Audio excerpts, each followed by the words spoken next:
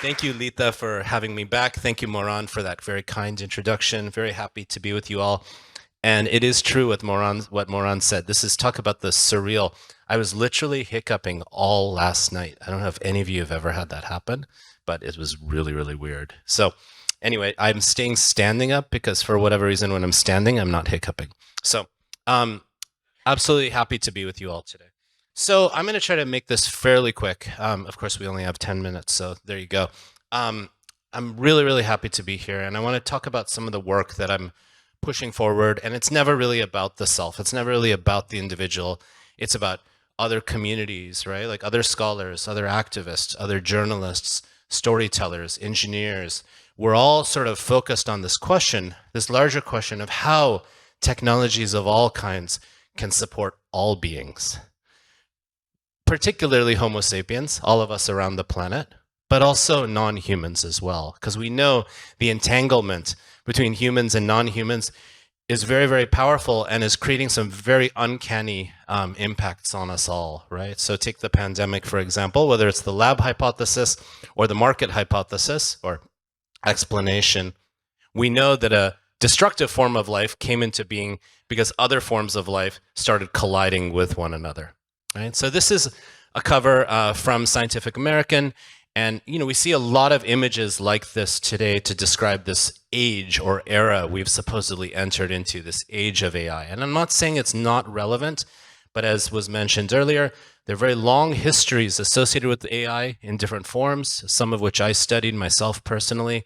And also, I think we need to ask a couple huge questions, and we should start by asking those questions anytime we engage with AI. First of all, who do these technologies support and who do they not support necessarily? We know that in the United States alone, the wealthiest country in a certain sense in the history of the world, at least for the billionaires you mentioned, income and wealth is incredibly unevenly distributed, right? And so we actually see the youngest generation, Gen Z and even younger, to be the first in the history of the United States to make less than its parents, even if you control for inflation.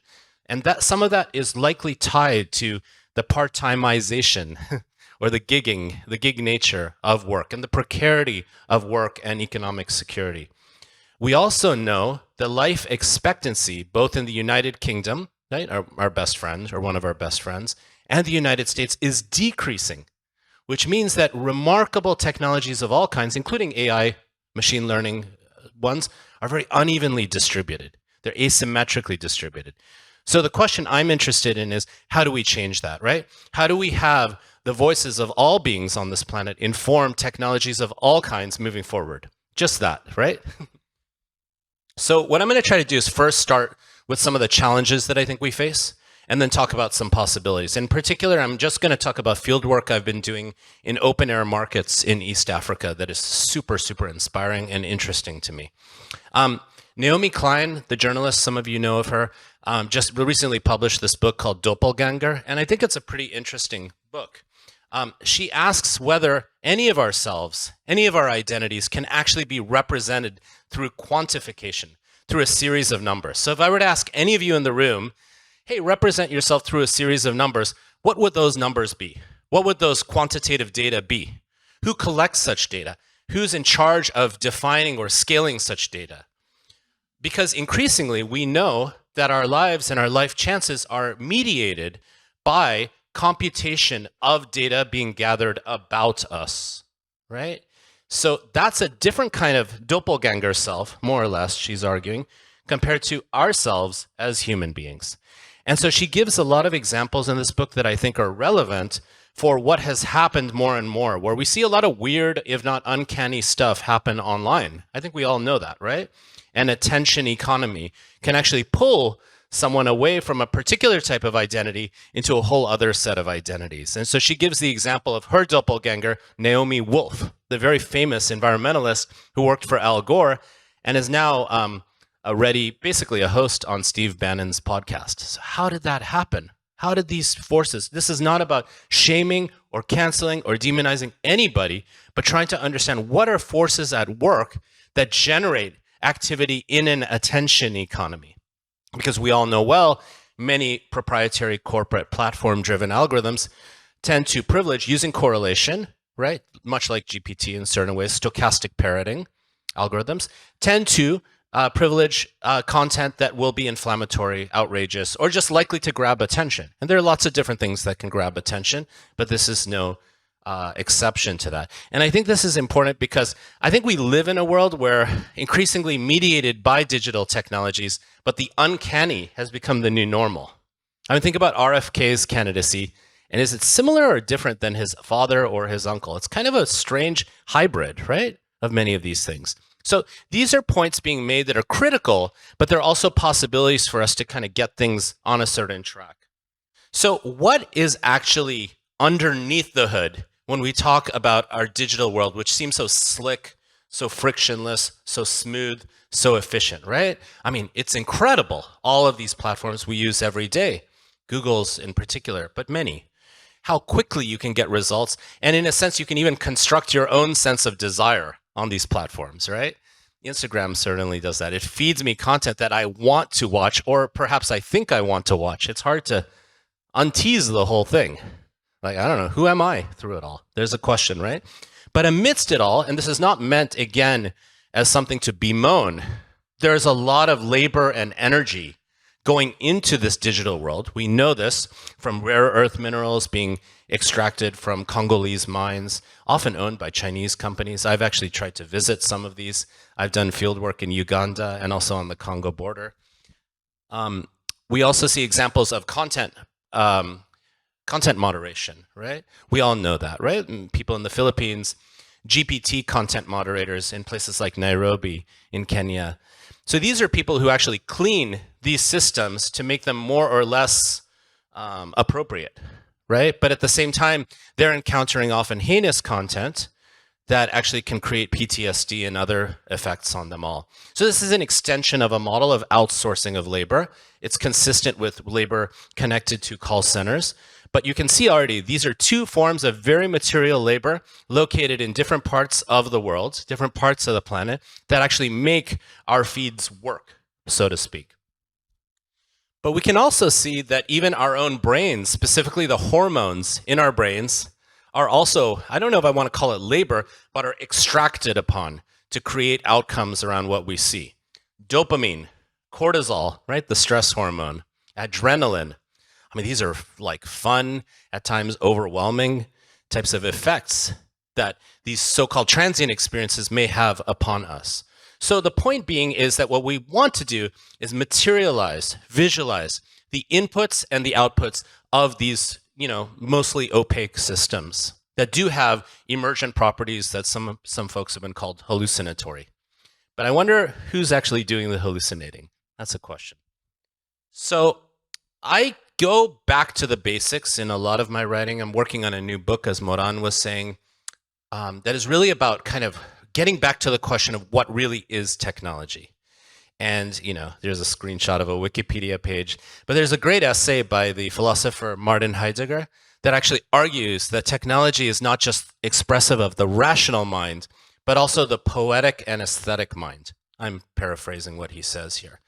And I think that's really interesting because I think a lot of our thinking about technology has essentially been captured by hype cycles, some of which are very legitimate, right? GPT being one right now. I'm not saying that's a false hype. It's powerful, powerful, powerful. But what about Clubhouse? What happened to that? What about NFTs? I mean, that's maybe dribbling along. Maybe it pops back up. So the point being less about the technologies themselves and more about the kinds of attention and the ways in which our imagination and our criticality and our ability to design them based on certain sets of values, those things tend to be stripped out of the equation far too often, where we just get overwhelmed by systems that are inundating our lives, that are branded in very powerful ways, but we don't really know what they are or how they work. And that places us in a position of being very passive, at times very anxious, and at times very delirious. Sometimes those things can be great things, but if technologies are to serve all beings, if they are expressive of the rational as well as poetic mind, how can we take them there? So this is actually a picture I took in Tahrir Square, where I used to do field work. I know that was a long time ago. This dates me. 12 years ago in Cairo, where I was doing field work looking at the Arab Spring and the revolutions out there. And I used to write for Al Jazeera quite a bit at that time, and I was literally in the middle of that square and different parts of the Arab world, especially in Egypt, looking at what are the bases by which large groups of people across different stripes, across difference, moving beyond polarization to a deeper oneness. What are the mechanisms by which such things can occur? And a lot about a different kind of way we may want to think through technology, rather than foreground technology as the object of our attention without really understanding what it is, thinking through technology to think on a planetary level. So this is an article written by my colleague who has had a huge influence on me, one of the most famed philosophers from the African continent, Achille Bembe. And Achille is from Cameroon, but teaches at the in Johannesburg, where I was living last year during my sabbatical, which, by the way, has great hip-hop DJs and musicians as well. And the argument really is, and Achille argues, is to move beyond the politics of difference toward the politics of repair and care. And you were literally just saying words along those lines, Letha. Repair and care. Repair, repairing. Things that used to be one have been stripped apart from one another. Perhaps like individualized data bodies, right? Repair, bringing things back together, bringing people back together, bringing beings back together. Care, I think we can all argue, and we mostly see evidence backing this up, that people don't want robotic systems to take care of their parents or their kids, right? Care. What is that we have as human beings that make us very powerful as living beings? And how can technology support such? What about creativity, which we don't still fully understand? Maybe the emergent effects of technologies can have creative outputs, but we don't know how to what true creativity is outside of something we all do, right? So what if we bring those values back into the picture? And now I want to give you some examples of exactly such. So I'm a little wild, and it's so much fun to do the kind of work that I do. And yes, I am an academic. I'm a professor. I come from a family of academics. But I have this career because I deeply believe in the public mission as a professor at UCLA of not just being a teacher, but being a supporter of communities. In Buddhism, we call it a sangha, a community of kindness, a community of support, a community of mutual aid, of solidarity. And that's kind of what's going on at these incredible open air markets that I've had the absolute blessing to have spent time in over the last couple of years. So I just want to tell you a little bit about these markets, and also to make the point from that listening to stories, gathering stories, hearing stories of one another, of different parts of our planet, is deeply informing in a way that may not be reductive to some pre-existing model. Something happens when we human beings listen to stories and hear stories where we develop empathy, compassion, and an ability to humanize one another. And that may not be really what's occurring on dominant social media platforms because we're all overwhelmed accordingly. So this is the Gikomba market in Kenya, in Nairobi. These are some of my buddies that I was hanging out with in the market. Everything you can possibly imagine that could be considered waste, sometimes even organic waste, is being reused, recycled, repurposed to create value. Death turns to life, waste turns to value. Why? Because we live in a very unequal world, as you were just describing, even in the US context, right? I don't need to get into all the data, but 8 people on the planet with equivalent wealth to nearly 4 billion. 8 people. And many of those are connected to the vectors by which technology might be driving power and valuation and so on. So what happens on the other side of the world? Not just in Nairobi, not just in Nairobi or in Ethiopia, but in other parts of the world as well. What happens with the t-shirts of whoever loses the Super Bowl? Where do those things go? What do people do? Right?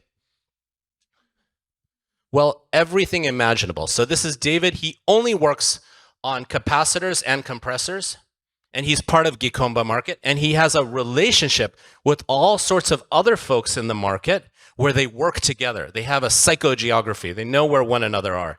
They find ways to collaborate. That's an example of what I see occurring. Or you see examples of people literally building electronics of different kinds, taking waste of all kinds, and repairing and reconstructing them. Many of them did not even study engineering. They learned by doing. They learned from their families. They learned by trying. They learned by hustling. The word hustle is used constantly in Swahili and also in English out there.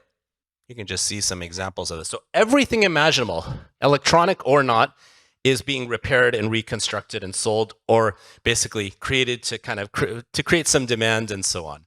And this even occurs on the level of powder blasting. Sometimes it's about bringing materials together, like a tire or a table or a wire, and bringing them together to construct or create something.